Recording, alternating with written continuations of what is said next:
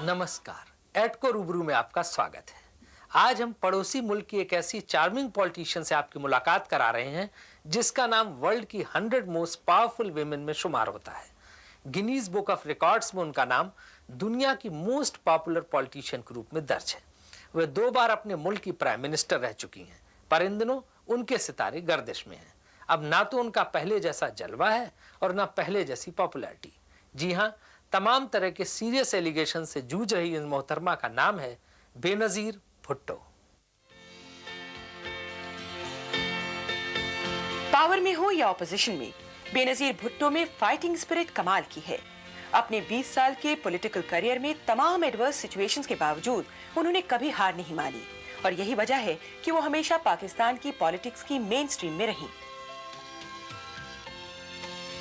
पाकिस्तान के prime minister रह चुके जुल्फिकार अली भुट्टो की 4 औलादों में सबसे बड़ी बेनजीर भुट्टो की हायर एजुकेशन ऑक्सफोर्ड में हुई और 1977 में वो पढ़ाई खत्म करके पाकिस्तान लौटी।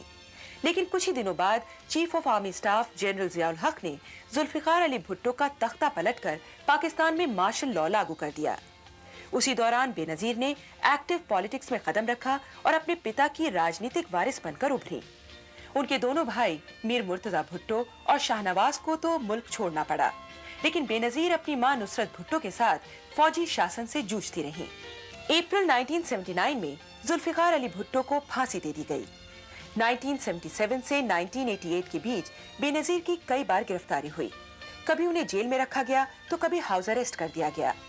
1984 में उन्हें देश छोड़ने तक को मजबूर कर दिया गया, लेकिन बेनजीर अपनी आवाज बुलंद करती रहीं।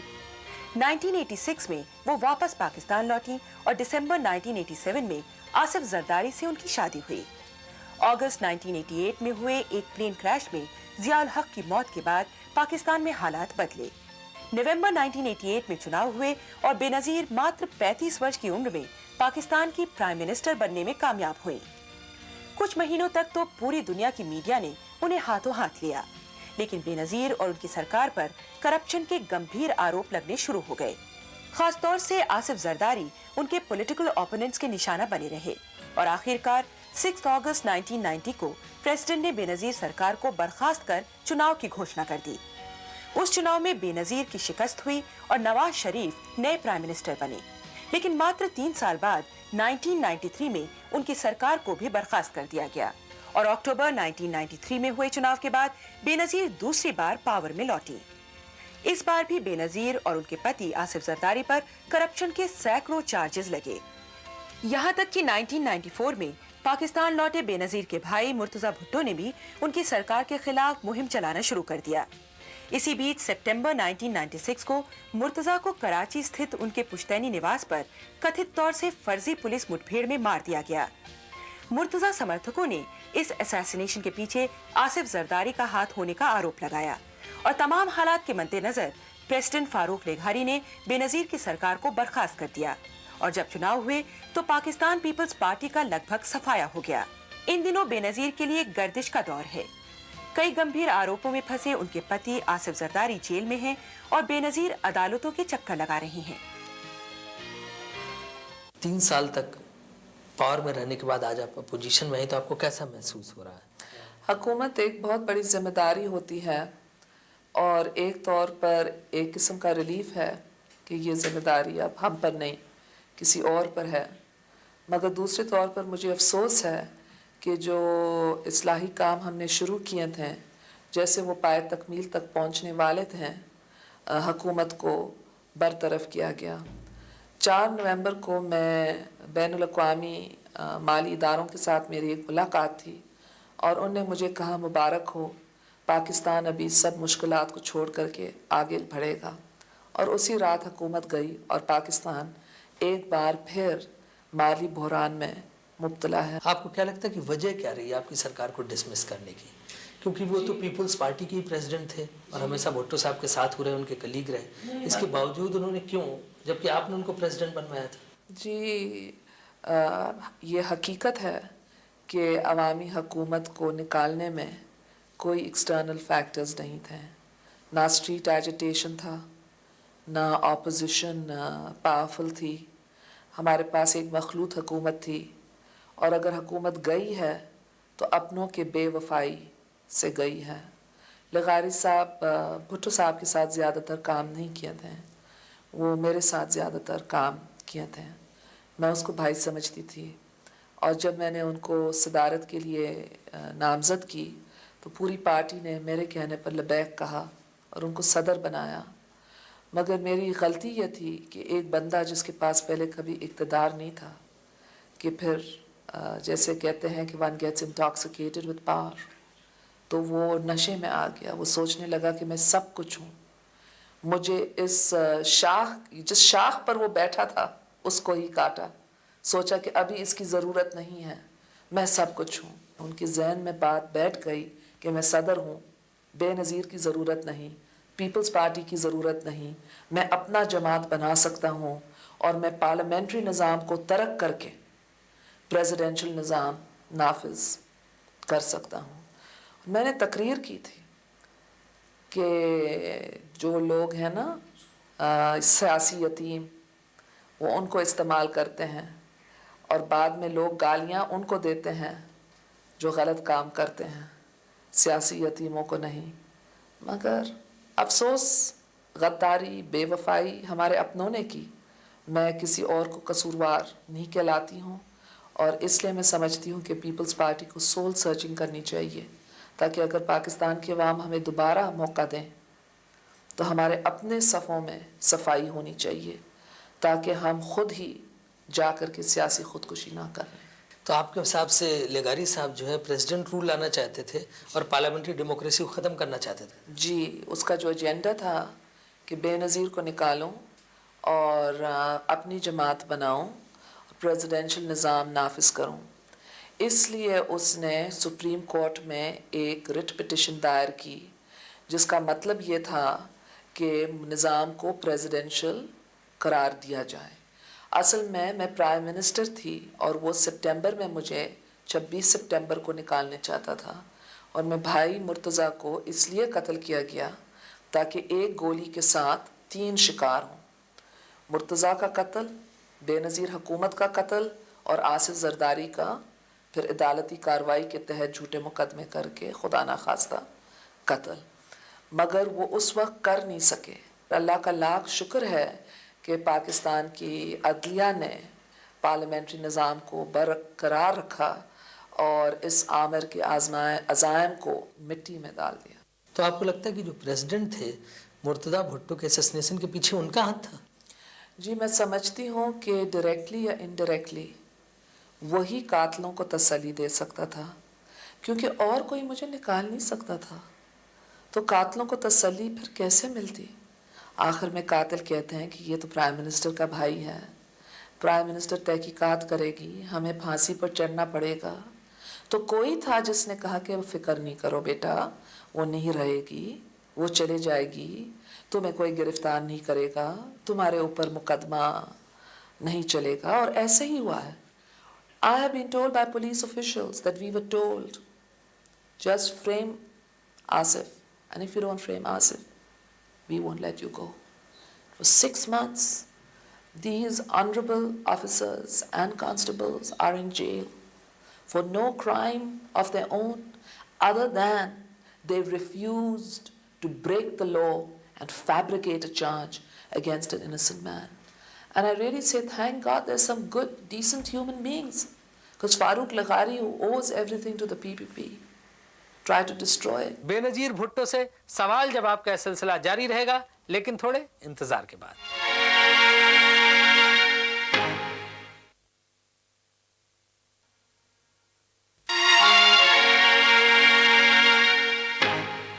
آپ نے ابھی کہا اپنے اسٹیٹمنٹ میں کہ آپ ایک کتاب لکھیں گے, اس کتاب میں بتائیں گے کہ کس نے مرتضیٰ بھٹو کا اسیسنیشن کیا تھا, کس نے ان کی ہتیا کی تھی. جی, میں کتاب لکھنے کی خواہش رکھتی ہوں. میں امید رکھتی ہوں کہ آنے والے مہینوں میں لکھ سکوں گی. اس کتاب کے اندر میں 3 موقف پیش کرنے چاہتی ہوں.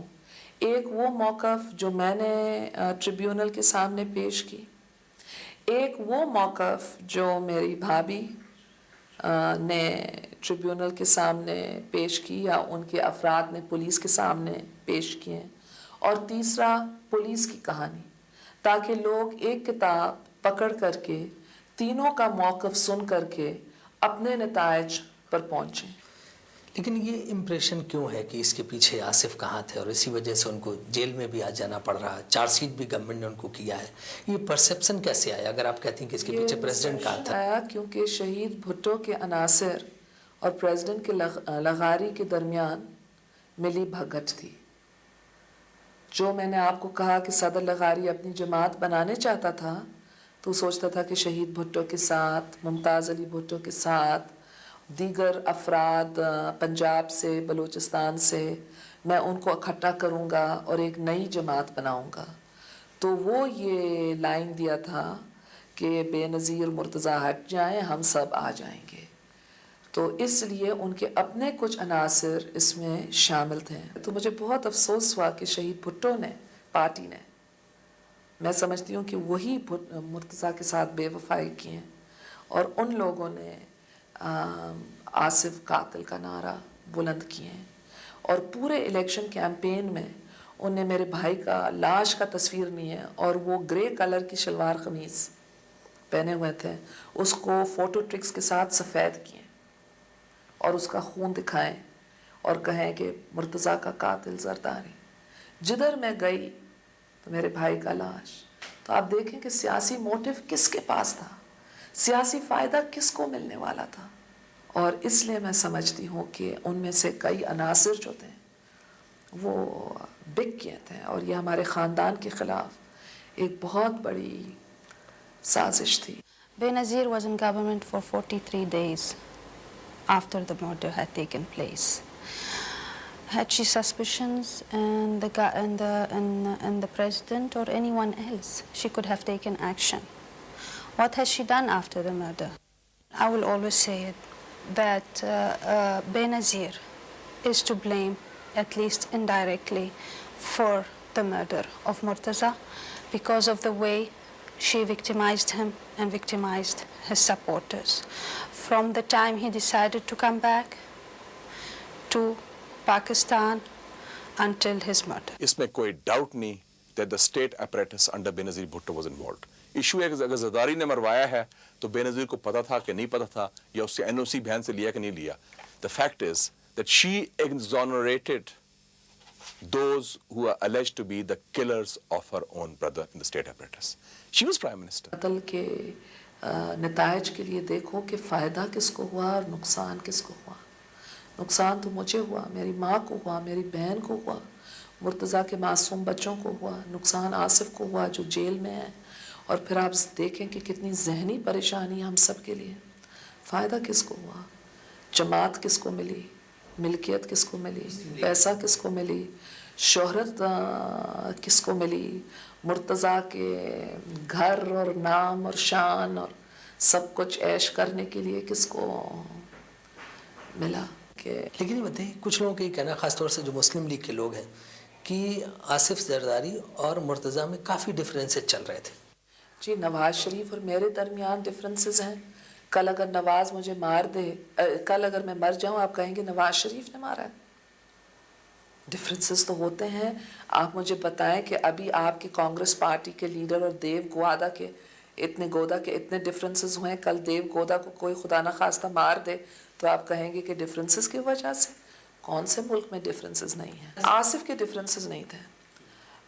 مرتضیٰ کو بتایا گیا تھا، اس کی بیوی نے، اس کی جماعت نے، جان صادق کے دور پر بتایا گیا تھا کہ زرداری بھٹو کا نام خراب کر رہا ہے، زرداری کرپٹ ہے، آپ زرداری کے خلاف سٹینڈ لیں۔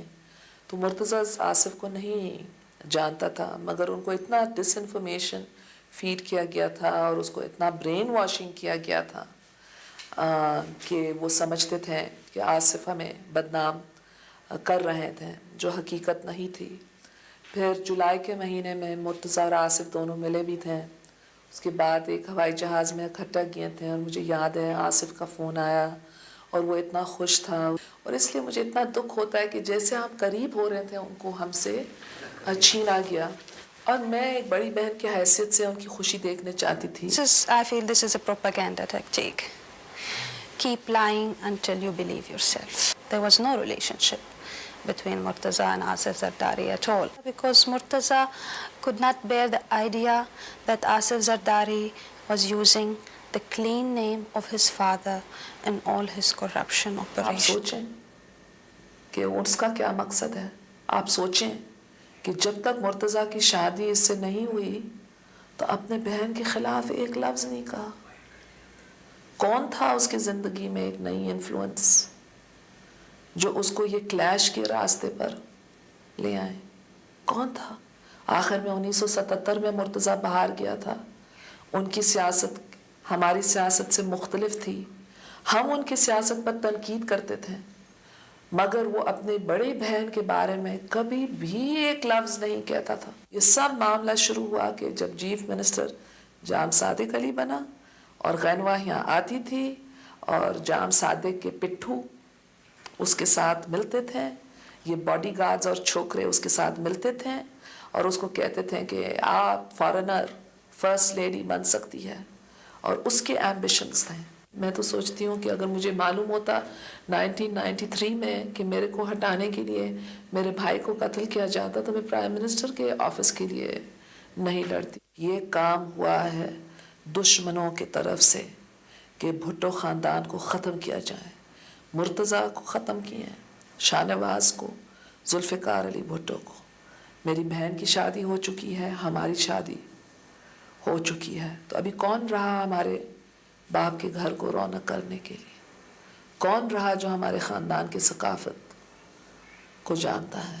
मुर्तज़ा की डॉटर कहते हैं पॉलिटिक्स में काफ़ी उसका इंटरेस्ट है और वो अभी से ही एक्टिव हो रही है. जी, उनकी बहुत पोलिटिसाइज्ड अपब्रिंगिंग हुई है और हो सकता, मगर इस वक्त वो टोटली उनकी स्टेप मदर के कंट्रोल में. लोग कहते हैं कि आगे वो पॉलिटिक्स में भुट्टो फैमिली की तरफ से आपका अल्टरनेटिव बनने की कोशिश कर सकती है, सक्सेसर बन सकती. अगर वो अपने आंट के नक्शे कदम पर चलने चाहे, इससे ज़्यादा क्या खुशी हो सकती है.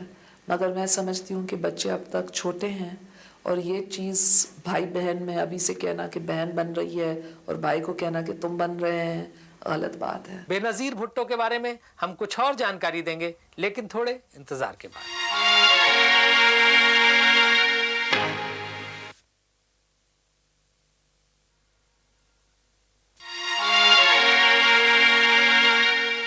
नवंबर 1988 और अक्टूबर 1993 में प्राइम मिनिस्टर बनने के बाद बेनज़ीर भुट्टो की जो इमेज बनी और पहले जो इमेज थी, दोनों में काफी फर्क है.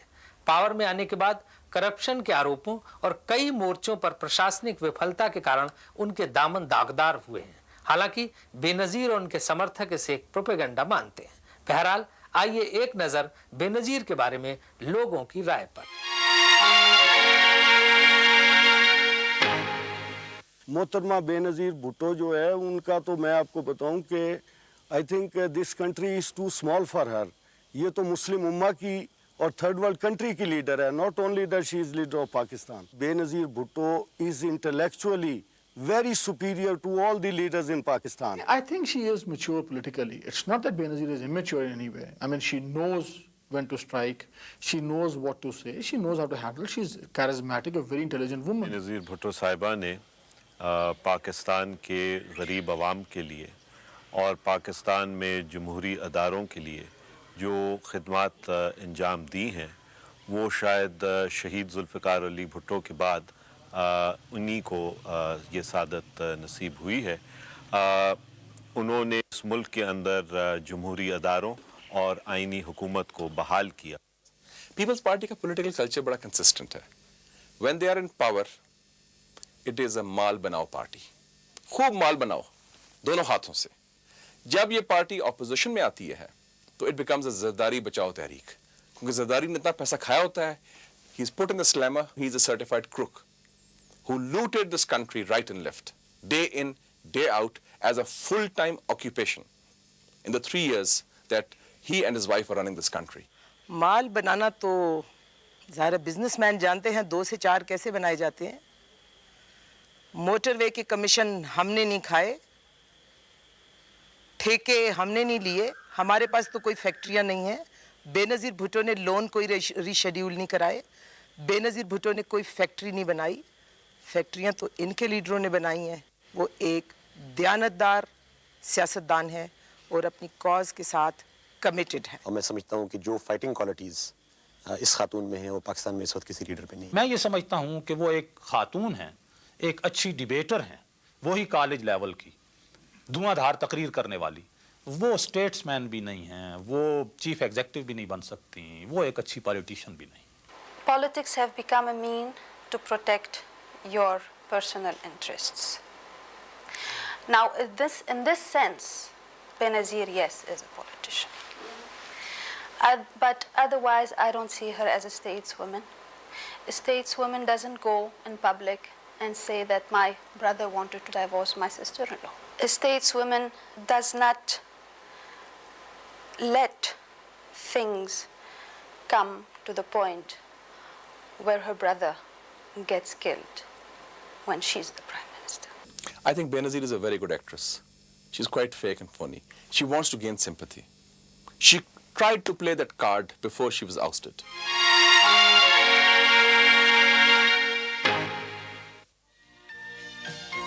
इस्लामाबाद का जरदारी हाउस हो या कराची का बिलावल हाउस, इन कोठियों की भव्यता बेनजीर और उनके परिवार के लाविश लाइफस्टाइल की गवाही देता है।